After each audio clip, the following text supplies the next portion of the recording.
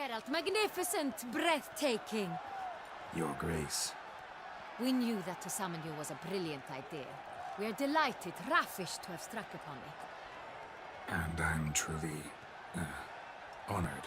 See to our young hero. Hop, hop. For we must make off with Geralt. We should talk. We had been long awaiting your arrival. Had nearly lost hope. Then suddenly, that entrance, so spectacular. Anna Henrietta. As the Duchess of Toussaint, Anna Henrietta is in full control of governing the duchy. She is beloved by subjects and is officially referred to as Her Enlightened Ladyship. However, she is mostly addressed as Your Grace. Her year of birth is not known. However, during her childhood, she spent a lot of time with her elder sister in the land of 1,000 fables. Her sister, Sylvia Anna, in short Sienna, who I will do a video about all on her own, was born under a solar eclipse, also known as a black sun. She always has had a tendency to get in trouble, and Anna Henrietta, who looked up to her, wanted to impress her by pranking people just like her elder sister did. However, this all went too far at some point. Sienna got someone killed with her pranks. Not too long after, Sienna was banished from the duchy by her parents after Anna Henrietta did not take the blame for a prank she did. With Sienna banished from the duchy, Anna Henrietta, or Anna-Rietta for people that are close to her, was next in line to rule Toussaint. She started her rule in 1258 when she married Raymond, who became Duke at her side. He, however, was known to sleep around a lot, and he was a famed womanizer. He was described as a despicable man that would even give the devil ochres. Anna Henrietta, however, became loved by her subjects. She was generous and kind. However, her patience was a bit lacking. In 1261, Dandelion visited the duchy and eventually got romantic with Anna Henrietta, who he referred to as his little weasel.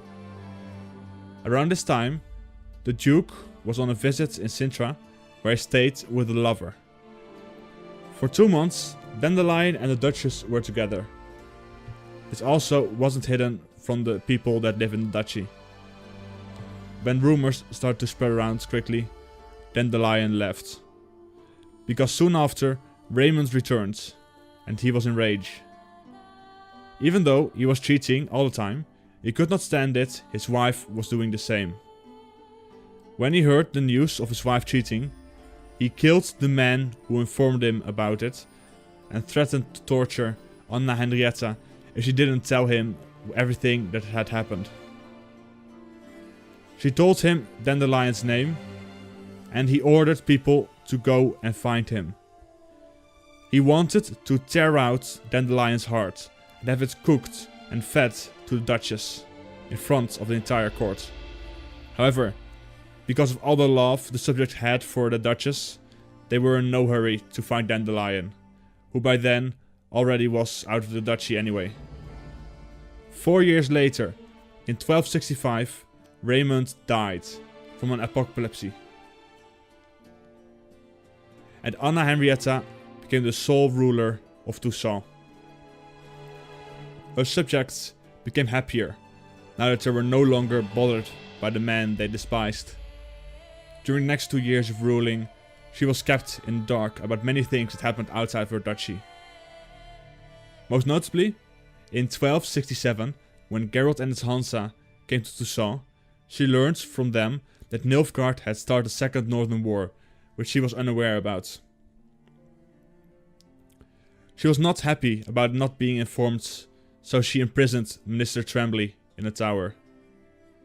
During their stay in Toussaint, Geralt spent some time with Frigilla Vigo, who was a far-off cousin from Anna Henrietta, and while Dandelion went back to Beauclair as soon as they arrived, because he heard Raymond had died, so he could be again with the Duchess. Anna Henrietta and Dandelion were together for a while. Dandelion stayed behind. When Geralt, Regis, Cahir, Milva and Anglum went towards Stega Castle. Upon returning to Toussaint, together with Ciri, Geralt saw a crowd in the square, all there together for an execution. Dandelion had cheated on Anna Henrietta, and out of rage, she ordered him executed. However, just before he would be killed, the headsman received word that she wanted to let Dandelion go. Geralt quickly took him with him, before Anna Henrietta could change her mind. Dandelion, however, wasn't allowed to return to the duchy. Have you come alone? Or did Viscount Julian accompany you? Wish to see Dandelion, Your Grace? Yes. I mean, no. Yes. But solely to tell him we regret. Yes, deeply regret rescinding the death sentence we so justly handed down upon him. If we could turn back time, we would make certain he sat in a tower till he rotted. No, we would ensure he was broken on the wheel, then drawn, hanged and quartered.